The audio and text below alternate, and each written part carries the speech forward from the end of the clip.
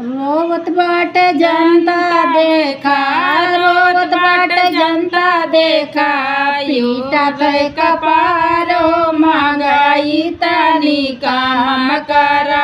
योगी सरकार महंगाई तनी काम करा। योगी सरकार महंगाई तनी काम करा।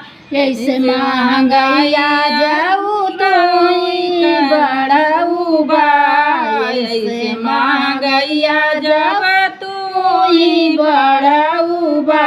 भूखा न मारे हमरा, भूखा न मारे हमरा, सब परिवार महंगाई तनी काम करा। योगी सरकार महंगाई तनी काम करा।